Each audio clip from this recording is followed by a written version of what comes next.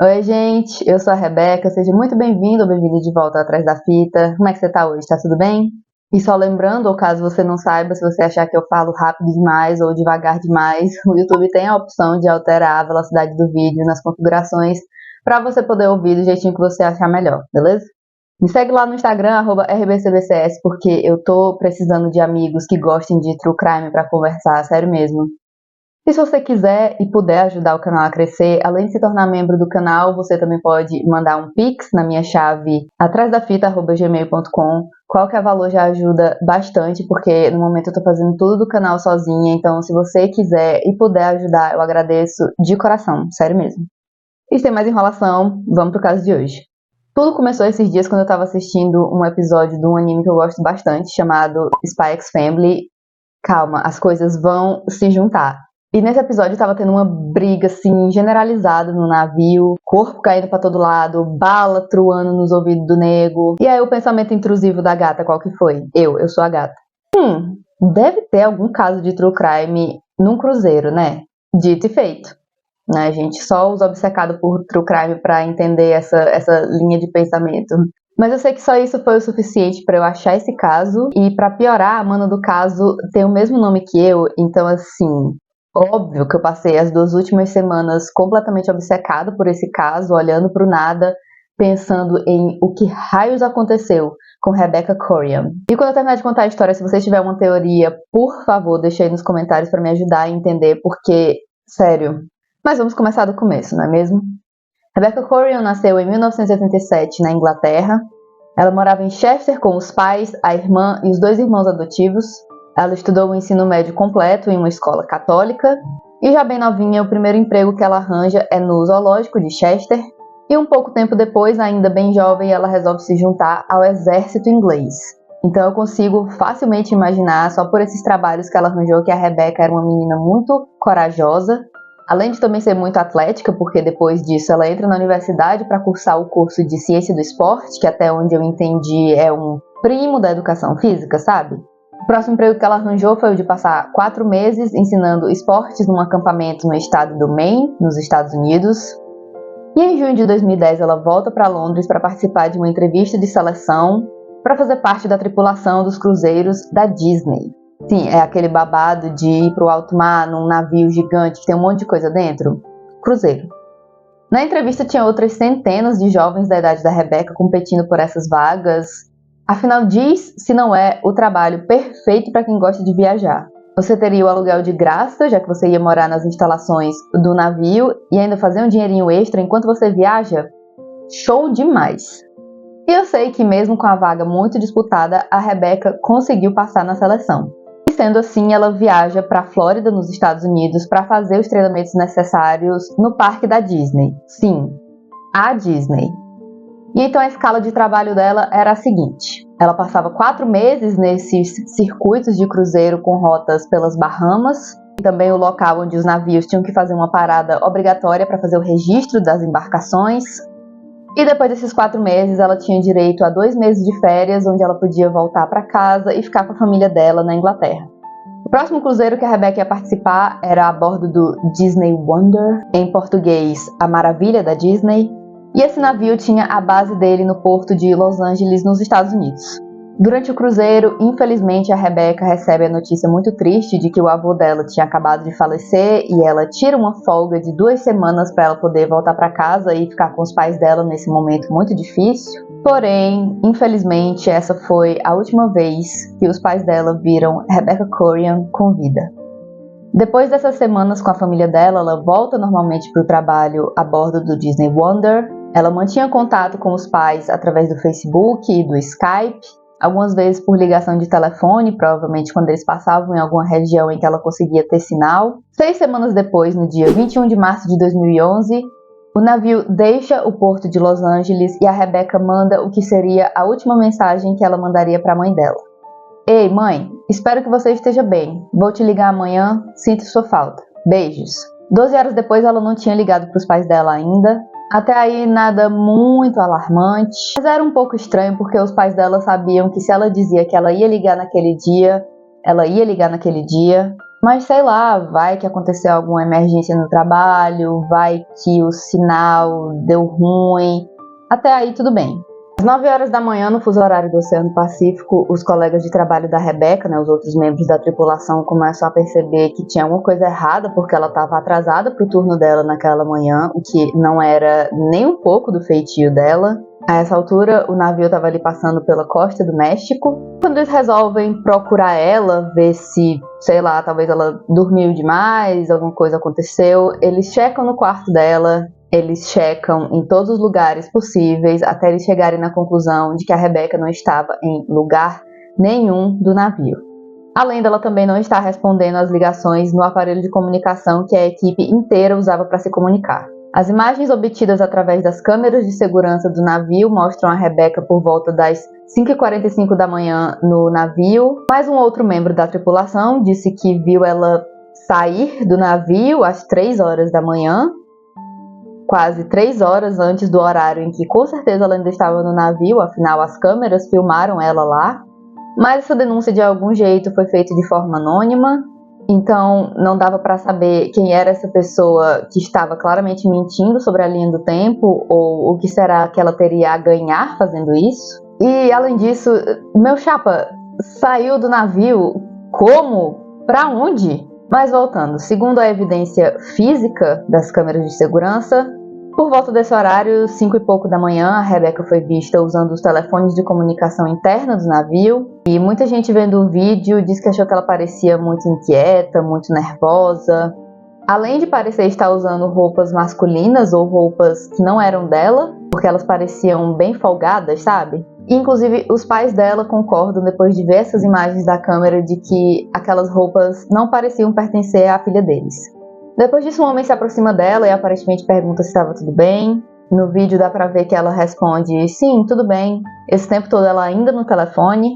Ela termina a ligação e sai do alcance da câmera, colocando as mãos no bolso de trás da calça jeans que ela estava usando. E os pais dela disseram que era realmente uma coisa muito comum da Rebecca fazer, indicando que possivelmente ela não parecia estar bêbada, nem sob influência de nenhuma outra substância que altera a mente, sabe?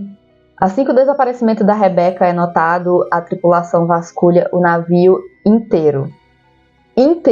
E é um espaço bem grande, tá? São vários andares de cabines, lojas, salões, restaurantes, sabe? Todo um babado. E ainda assim eles não encontram um sinal de Rebecca Corian. E sendo assim, a Guarda Costeira e a Marinha do México são acionadas para entrar no caso. Afinal, eles estavam tecnicamente em territórios de águas internacionais, né? Aquela questão política toda de que não é de ninguém, então é de todo mundo. E além disso, tinha alguém dizendo que viu ela sair do navio às 3 horas da manhã. Esquisito, viu? Muito esquisito. E assim, vamos lá, essa pessoa ou teria visto ela pulando ou caindo do navio e não avisou ninguém, ou alguém muito malvado tinha feito a Rebecca sair do navio forçada, sabe? Assassinato. Porque afinal, se a queda não matasse ela, sobreviver em mar aberto, abandonada, com 0 recursos, é uma chance de sobrevivência bem baixa, sabe? Ou se tá, vamos lá, vamos fingir, foi um acidente, ela caiu sem querer, ela se desequilibrou, deu um vento muito forte e levou a menina embora. Por que raios você, a pessoa que viu isso, ia dormir e só depois, quando todo mundo tava procurando ela pelo navio inteiro, você me vem dizer: vale mesmo, eu vi ela cair do navio de madrugada, é verdade. Tchau, galera, espero ter ajudado. Imagina assim, 5 segundos, que é a sua filha, a sua irmã, a sua prima, a sua melhor amiga, que você vai entender por que eu já tô pistola com esse caso. E além disso, outra coisa que não me desce é o fato dessa denúncia tão útil ter sido feita convenientemente de forma anônima. Tem uma coisa pra esconder, parça. Durante as buscas na água, nenhum sinal da Rebecca foi encontrado também. E como o Wonder, o Disney Wonder, o navio estava registrado nas Bahamas, um detetive da Força Royal das Bahamas é convocado para ajudar no caso. Sendo assim, ele pega um avião para voar e encontrar com o navio quando ele voltasse para o porto em Los Angeles. Tudo isso num intervalo de 3 dias desde que a Rebecca desapareceu. O que pode parecer pouco tempo, mas eu diria que é tempo mais do que suficiente para alguém se livrar de alguma evidência, sabe? Principalmente considerando que a gente está falando de um navio no meio do mar, que seria um ambiente muito propício para se livrar de evidências, não é mesmo? E as chances de qualquer coisa relacionada a esse caso no meio do oceano aberto ser encontrado de volta pela polícia é quase zero. Mas então tá, 3 dias depois do desaparecimento da Rebecca, esse tal detetive das Bahamas entra no caso. Mas depois de alguns dias de investigação, aliás, depois de um dia de investigação que ele fez, algumas pessoas relataram que ele não parecia ser muito bom no trabalho dele, sabe? Ele não parecia ter a manha em perguntar as coisas certas, em procurar as testemunhas, esse tipo de coisa que é o básico de um investigador criminal. E aparentemente ele entrevistou pouco mais de 10 pessoas, de um total de centenas entre tripulação e passageiros do Disney Wonder. E o que as pessoas relataram das entrevistas foi que a vibe dele era meio que um... E aí, você viu essa tal de Rebecca Corian? Não? Ah, então tá, então beleza, tchau. Uma notícia realmente de partir o coração para a família da Rebecca, e só queria uma coisa nesse momento mais do que tudo no mundo: encontrar a filha deles. E se não fosse possível encontrar ela com vida, pelo menos saber o que raios aconteceu, sabe? Porque eu acho que muito pouco se fala sobre a psicologia de vítimas nesses casos, porque às vezes, mesmo que seja saber dos detalhes mais explícitos do que aconteceu com a pessoa, ainda dá uma sensação de fechamento, sabe? Enquanto vítimas de casos que a gente nunca descobre o que aconteceu, elas dizem que elas se sentem quase assombradas pro resto da vida. Enfim, voltando. E além de saber o que possivelmente teria acontecido com a filha deles, se não foi só um acidente, se alguém fez isso com a Rebecca, a gente tinha um homicida que precisava pagar pelos crimes dele, não é mesmo? Sei que os pais da Rebecca queriam tanto encontrar a filha que eles voam da Inglaterra para encontrar também com o Disney Wonder no porto base dele em Los Angeles. Eles inclusive encontram esse detetive que ficou em cargo do caso. E também, segundo eles, o detetive foi meio... Bom, gente, é isso, né? Investiguei um dia, fiz tudo que eu podia fazer, terminei meu trabalho aqui, não tem mais nada que possa ser feito. Beijo. Antes dele pegar o avião de volta para casa. Eu não preciso nem me esforçar para me imaginar nessa situação, eu já fico com ódio. Os pais da Rebecca também contam que eles foram mantidos pela Disney em um carro com janelas completamente escuras no trajeto deles do avião até o navio, além deles terem sido meio que forçados a entrar no navio por uma porta lateral mais escondida depois que todos os passageiros já tinham saído do Disney Wonder. Ok. E até uma certa parte, eles mesmos entendiam a preocupação da empresa de não querer preocupar os passageiros, não vazar uma história que poderia gerar um pânico na galera, sabe? Ok, beleza, mas e os pais que estão com a filha desaparecida? Isso não é uma prioridade, dona Disney? É tão frio lidar com uma situação tão delicada num modo corporativo, quase automaticamente, sabe? Muito mais preocupado com a empresa, os negócios, o business, muito mais do que com a vida humana, sabe? Ai, sério, eu não consigo, tá? Desculpa. O capitão do navio então encontra com os pais da Rebecca, ele chega a dar os pêsames dele pra eles. Quem foi que disse que ela morreu, hein?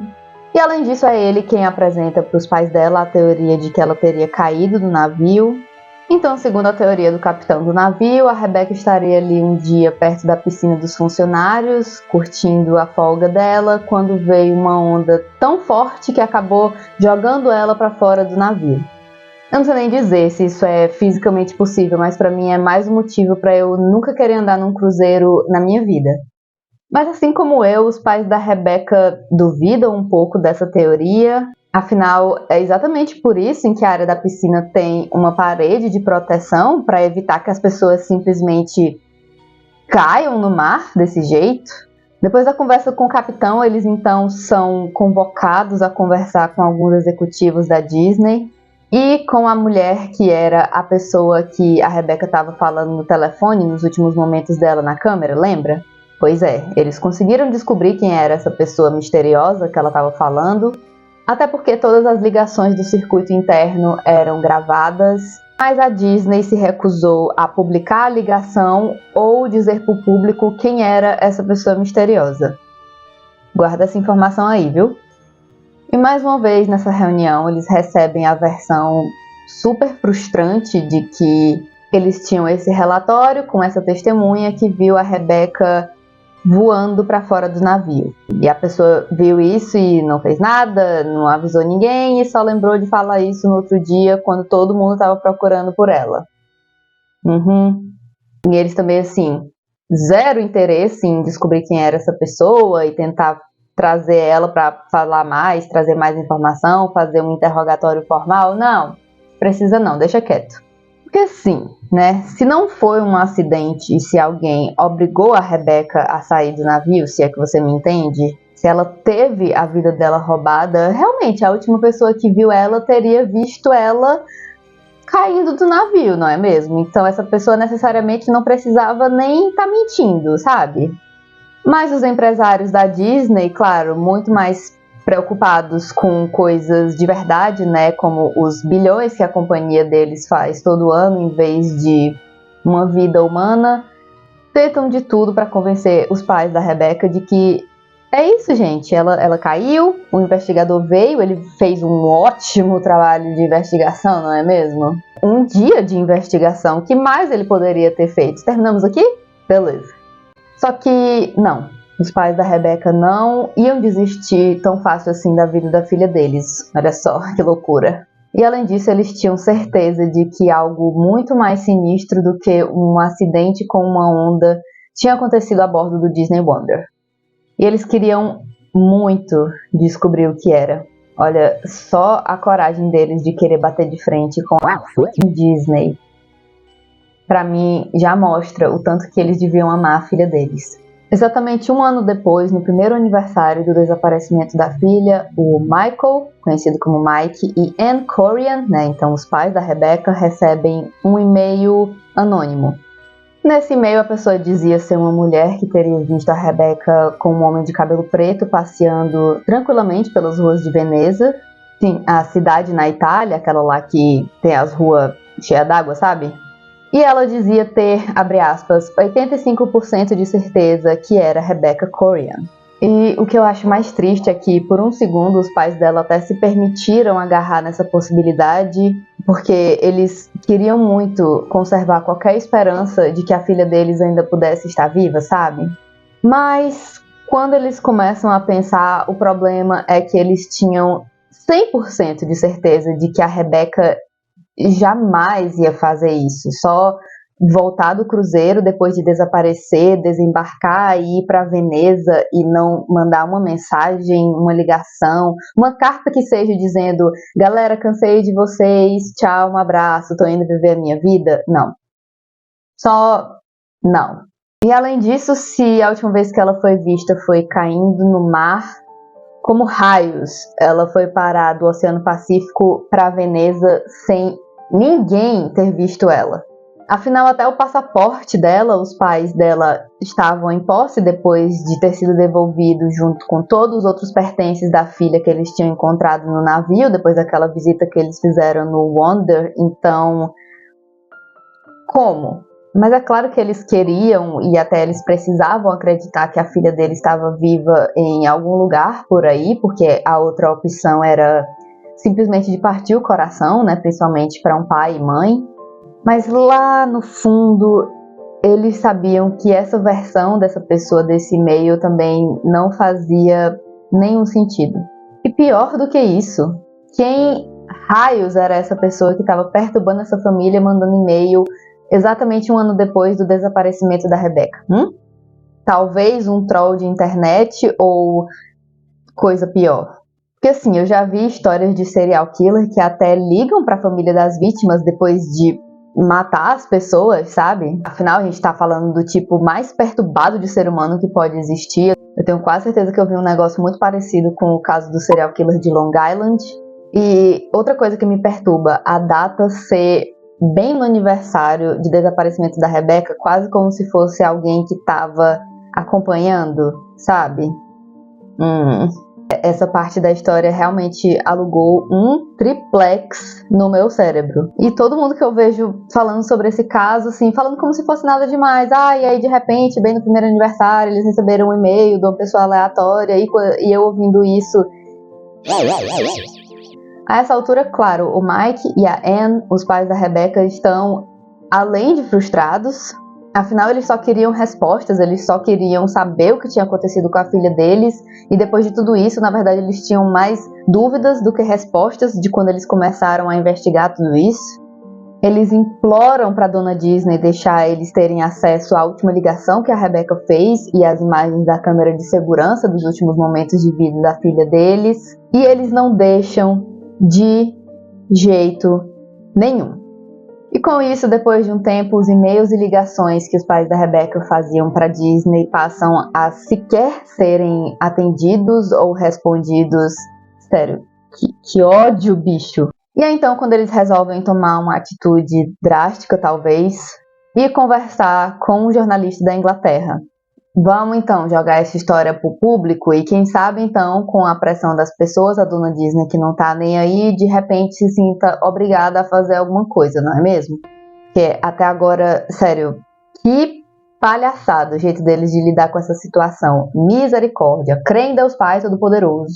Então eles se encontram com esse jornalista chamado John Ronson, que leva esse caso tão a sério que ele resolve se infiltrar numa das próximas viagens do Disney Wonder, fazendo essa mesma rota que ele estava fazendo quando a Rebecca desapareceu, para ele poder investigar sem chamar tanta atenção quanto, por exemplo, se uma equipe de polícia e o FBI entrasse no navio, sabe? Um pouco mais discreto. A coisa mais filme de ação que eu já vi. A vida do repórter investigativo, né, menina? E além de todo esse esforço dele e dedicação, ele tinha sim a permissão dos pais da Rebecca para fazer tudo isso, tá? Ele não era só um abutre querendo ali a notícia, sugando da dor dessa família que não precisava mais sofrer. Não, eles estavam completamente de acordo que se a Dona Disney não vai ajudar, se a polícia não tá nem aí, então vamos tentar o que a gente puder fazer, ok? Então ele não era nenhum aproveitador barato, na verdade parece que ele era finalmente a primeira pessoa disposta a ajudar a família Corian. E no caso do repórter, a principal arma de investigação dele é o quê? A fofoca. Nos primeiros dias dele no navio, ele começa a mandar Pois é, menina, ficou sabendo dessa história aí dessa gata que desapareceu no navio sem deixar nenhum rastro? Como que é possível um trem desse? Passada, que babado, viu? Pelo menos seria assim que eu seria repórter, eu acho. E sendo assim, ele conversa com vários membros da tripulação, se pá muito mais do que o policial que investigou o caso por um dia. Mas todo mundo que ele conversou disse praticamente a mesma coisa, que era basicamente: eu não quero ter nada a ver com isso, não bote meu nome nisso, eu não sei de nada, eu tô fora. Mas informalmente, alguns dos outros funcionários que também estavam a bordo do Wonder no dia em que a Rebecca desapareceu, deixaram escapar como quem não quer nada, que, abre aspas, tinha muito mais coisas sobre o desaparecimento da Rebecca do que a Disney ou a polícia estavam admitindo para o público, fecha aspas. Um dos funcionários primeiramente disse pro John: não, nada aconteceu. E aí depois, quase sussurrando, ele admite: você sabe que é isso que eu tenho que te dizer, né? E eu juro que eu tento entender o medo de perder emprego, acabar batendo de frente com a Dona Disney, mas eu não sei se eu particularmente conseguiria viver o resto da minha vida tranquila, sabendo de algo e fazendo absolutamente nada para ajudar uma família desesperada, sabe? Mas enfim, talvez seja só eu mesma. Andando pelo navio, o jornalista também tentou realmente analisar se a história do acidente, da onda veio e bateu, era possível. E ele concluiu que, ok, até era possível se bem na hora do acidente ela estivesse correndo na pista de corrida do deck número 4, e aí veio essa onda gigante e bateu no navio, e essa pista de corrida que eles tinham era realmente bem grande, além da parede de proteção ser um pouco mais baixa do que a da piscina dos funcionários. Era possível.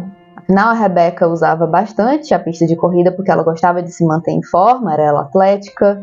Mas aí ele reparou numa coisa que era o tanto de câmeras de segurança que tinham naquela região. Para toda esquina que ele olhava, ele via uma câmera de segurança diferente. E aí fica a grande pergunta, se o que realmente aconteceu com a Rebecca foi um incidente muito infeliz e não era culpa de ninguém e não tinha nada de bizarro por trás disso, por que então que a Disney se recusava a liberar as imagens da câmera de segurança e esclarecer tudo isso de uma vez por todas, até para os pais da Rebecca? Não, isso é coisa de quem tá escondendo algo, sabe? Outro membro da tripulação com quem o John conversou disse que, não, você tá totalmente errado, ela caiu sim da piscina dos funcionários no deck 5, e segundo ele, eu tava no navio aquele dia, todo mundo sabe. E segundo ele, a prova dessa teoria foi o chinelo que teria sido encontrado na área da piscina no dia que a Rebecca sumiu. Depois que o John, esse repórter, voltou para casa, ele também conversou com uma mulher que ele recebeu a recomendação dos próprios pais da Rebecca para que ele entrasse em contato, e segundo o relato dela, no dia seguinte ao desaparecimento da Rebecca foram colocadas flores na parede da piscina, aparentemente a mando da própria companhia, e inicialmente os membros da tripulação não faziam nem ideia do motivo de por que estava tendo essas flores, esse memorial. Isso tudo antes que a história do sumiço da Rebecca tinha se espalhado, é claro. Então, realmente, nos primeiros dias eles só ficam muito confusos, eles não sabem o porquê daquele memorial, nem o pra quem. Afinal, a pessoa que estava organizando não ia chegar dizendo é pra menina aí que acabaram de matar, sabe? Não, né? Nos últimos dias, mais perto ali do final da viagem, outro membro da tripulação confessa pro John que na noite em que tudo aconteceu foi realmente uma noite muito difícil, o navio estava balançando bastante. Então, podia ser realmente que naquela noite o mar estava especialmente revolto. Acontece, né? Mãe natureza é um babado. E ele realmente acreditava que ela podia ter escorregado ou se jogado do navio, uma vez que ela não foi encontrada simplesmente em lugar nenhum do Disney Wonder.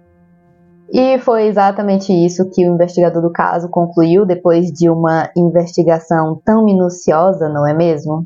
E sendo assim, no relatório oficial da morte da Rebecca constava que o sumiço dela seria possivelmente o resultado de um acidente causado pelas ondas fortes daquela noite. O advogado contratado pela família Corian declarou que a família nunca recebeu a cópia desse relatório, como é de direito da família. Então aí, né, só mais uma coisa esquisita para colocar na pilha de coisas esquisitas sobre esse caso. E até os detetives do próprio Reino Unido, o país da família da Rebecca, que receberam a cópia desse relatório, se recusaram a liberar as informações que continha nele, mesmo com a lei de liberdade da informação, alegando que o documento possuía informações pessoais. Tipo assim, como se fosse algum problema os pais da Rebecca saber, sei lá, o número do RG dela. Mas tudo bem. Outro membro da tripulação que se dizia muito próximo da Rebecca também contou para o John que ela estava tendo um relacionamento com alguém, mas que as coisas não pareciam estar indo muito bem ultimamente. E nos últimos dias que ele viu ela parecia muito chateada. Para quem olhava de fora, parecia ser aqueles relacionamentos bem intensos, sabe? Então, quando começou, estava tudo muito bem, ela parecia muito feliz, quase saltitante até. Mas quando as coisas começaram a ir mal e aparentemente ela estava brigando com essa pessoa, a Rebecca começou a ficar muito mal, para baixo e mais calada do que o normal. E muito provavelmente era por isso que ela estava andando sozinha às 5h36 da manhã pelo navio, no último dia em que ela foi vista.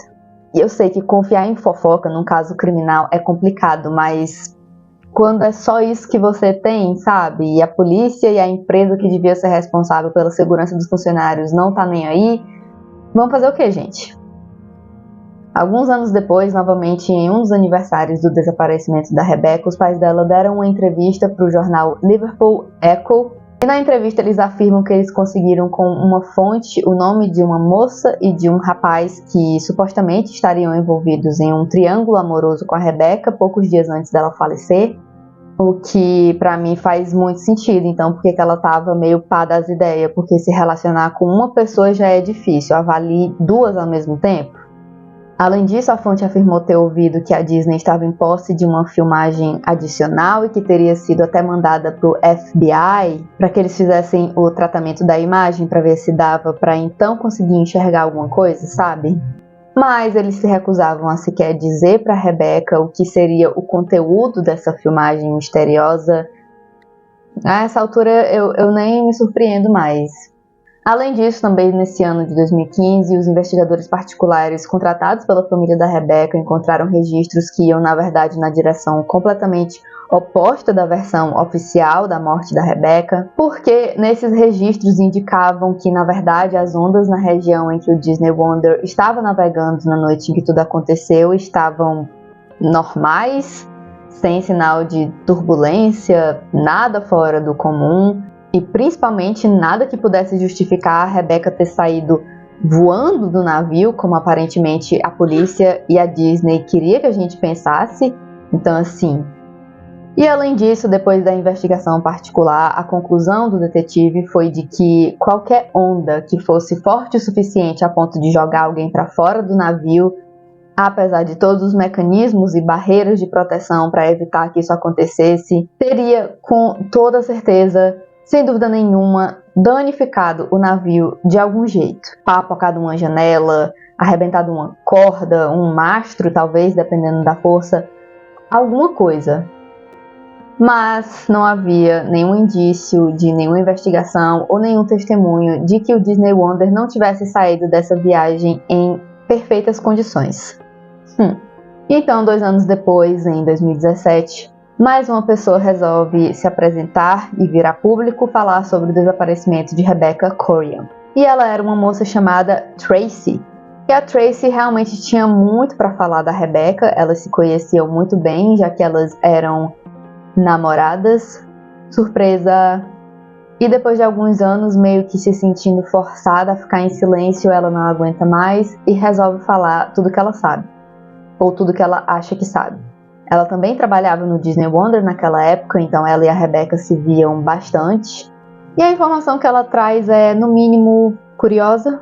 A Tracy conta que então, na noite anterior do dia que a Rebecca teria desaparecido, as duas namoradas e um outro carinha resolveram participar de uma homenagem, sabe? Os três ali, todos juntos, você tá me entendendo? Até porque a Tracy, além de ser namorada da Rebecca, também estava dando uns pega nesse outro carinha, mas aparentemente estava tudo bem. Ela tinha até falado pra Rebecca sobre isso algumas semanas antes de tudo acontecer. E assim, pra mim, se tá todo mundo bem, se tá todo mundo sabendo de tudo e tá tudo bem, então tá tudo bem. O problema é justamente que a Rebecca não estava mais tão tranquila assim em dividir a Tracy com esse carinha aleatório, e aqui, pra mim, pelo menos as peças do quebra-cabeça começam a se encaixar marromeno. Porque você lembra do boato de que nos últimos dias de vida dela ela parecia que não estava mais tão feliz assim, saltitante e apaixonada, e na verdade ela estava começando a parecer muito chateada, perturbada e inquieta com o relacionamento dela? Pois é. A Tracy teria dito pra Rebecca alguma coisa tipo: então, gata, eu gosto muito de você, mas eu também gosto desse carinha. Se você não quiser, se você não estiver bem com isso, a gente termina e é isso.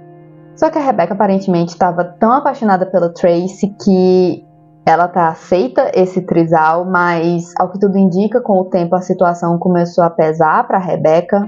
E com o tempo ela teria começado a ficar até um pouco depressiva com essa competição pela atenção e o carinho da Tracy.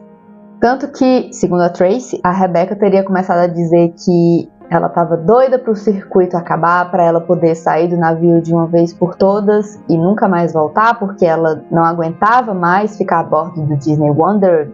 De repente, ela não conseguia aguentar um dia sequer. E teria até chegado a falar para Tracy que ela estava seriamente pensando em se jogar do navio. E então, por isso, a Tracy acreditava que a Rebecca teria subido no teto do deck 5 e se jogado no mar aberto. Sei não, viu? Tudo bem que ela não chega a afirmar, foi isso aqui que aconteceu com toda certeza. Mas a Tracy diz que ela acha que foi isso que aconteceu, baseado nas evidências desse caso, sendo a mais forte o chinelo caído no chão do navio, que todo mundo cita como se ele não pudesse ter caído enquanto ela lutava com alguém pela vida dela. Só podia ter caído do pé dela se fosse um acidente, se fosse uma onda. Se alguém tivesse tentado roubar a vida dela, o chinelo não podia ter caído. Você tá me entendendo? Além disso, o que a Tracy diz que ela lembra daquela noite foi que ela e a Rebecca decidiram tomar uns drinks com o Devon Hyde, né? Então esse carinha que a Tracy também estava namorando. E tudo, segundo a Tracy, teria começado ótimo. Os três estavam bebendo, se divertindo, drink pra lá, drink pra cá. A Rebecca deu um beijo no Devon e de repente os três estavam juntos. Até uma hora em que a Rebecca vai no banheiro e quando ela volta, ela vê a Tracy beijando o Hyde. E segundo a Tracy, ela fez uma cara meio... Mano, o que eu tô fazendo aqui? Eu juro por Deus que tem uma cena mais ou menos assim em Euforia. E isso teria sido quando a Rebecca disse que precisava dar uma volta para espairecer e clarear a cabeça dela. A Tracy disse que ela perguntou, mas você volta depois, né? E essa foi a última coisa que ela lembra de ter dito para Rebecca Corian antes dela desaparecer. E realmente pode não ter acontecido nada, o Devon e a Tracy pode não ter nada a ver com o sumiço da Rebecca, vai que foi realmente um acidente, uma onda, talvez um ato final de desespero da Rebecca contra a própria vida dela, talvez. Mas então por que diabos a Disney só não mostra as câmeras de segurança? Mano, assim, não querer divulgar pro público, eu entendo, eu juro. Evitar um escândalo, proteger a imagem da companhia, blá blá blá blá blá blá blá blá. Mas acima de qualquer coisa, eu acho que a família da Rebecca merecia respostas, sabe? Porque todo caso que eu vejo, a maior empatia que eu tenho é com as vítimas, assim, a pessoa que tá vivendo ali a vida de boa, até uma coisa completamente bizarra acontecer. O mínimo que essa pessoa merece é ter uma sensação de fechamento, sabe? Eu não consigo nem imaginar o sentimento deles de ser tratado quase como um negócio descartável, né? Porque na hora que a Disney precisa do teu filho para trabalhar, aí eles chamam uma galera, mas se acontecer alguma coisa esquisita, você não vai ter paz pro resto da sua vida se perguntando o que raios aconteceu, porque a Disney tem uma reputação a proteger. Aí, me poupe, sabe? Não é à toa que o documentário do Quiet on Set tá aí pra provar que Hollywood e os ricos e famosos conseguem ser podres como qualquer outra pessoa, não é mesmo? Inclusive, se você chegou até aqui no vídeo, deixa aí nos comentários. Você quer ver um vídeo meu falando sobre esse babado e todos os crimes do Dan Schneider e toda essa questão envolvendo a Nickelodeon? E se você tá agora pensando, Rebecca, quem raios é Dan Schneider? O que eu tenho a ver com isso? Eu sinto te informar que se você já assistiu iCarly, Drake e Josh, o show da Amanda, Zoey 101, Sam Cat, ou se você já assistiu o Good Burger, bem-vindo ao Good Burger, a casa do hambúrguer, eu posso anotar o seu pedido, você infelizmente assistiu alguma coisa criada ou que o Dan Schneider participou, sabe? Você tá por dentro desse babado? Eu não sei porque eu lembrei assim aleatoriamente, eu fui falar mal de Hollywood e aí lembrei do Dan Schneider. Eu tô chocada, passada, em estado de desilusão até agora, viu, irmãs? E é isso, gente. O caso da Rebecca é daqueles que se eu parar pra pensar demais, eu começo a ficar pistola de verdade. Afinal, eu não preciso nem de 5 minutos pra me colocar no lugar da família da Rebecca e imaginar que se fosse a minha filha, irmã, prima, amiga, qualquer pessoa que eu conhecesse, basicamente, passando por tudo isso, sem ter nenhuma resposta, nenhuma explicação e ninguém disposto a te ajudar, eu ia ficar muito pistola. O descaso e a irresponsabilidade das pessoas envolvidas nesse caso, só Jesus na causa, viu? Mas enfim, né, deixa aí, baseado nas poucas informações verídicas que a gente tem sobre esse caso, o que raios você acha que aconteceu com Rebecca Corian? Sério mesmo, me ajuda, porque eu tenho vários cenários que eu criei na minha cabeça e aí realmente eu nem sei se é porque eu sou tão viciada em true crime que eu só consigo ver o pior, mas De novo, o que vocês estão escondendo, então? A testemunha anônima, o troll que mandou o e-mail, a dona Disney que não quer liberar nada desse caso. O que é que vocês estão escondendo se não tem nada demais? Se foi só um acidente, uma onda veio e levou a menina, e aí por isso vocês não liberam as imagens das câmeras? Não faz sentido, não lé com cré, não cré. Mas enfim, antes que eu perca a minha sanidade aqui, até a próxima. Eu te vejo quando eu terminar de editar o próximo vídeo. Se cuida, se hidrata, se inscreve no canal. Se você quiser ajudar o nosso canal a crescer e mandar um pix no atrásdafita@gmail.com, eu agradeço de todo o coração. E tchau!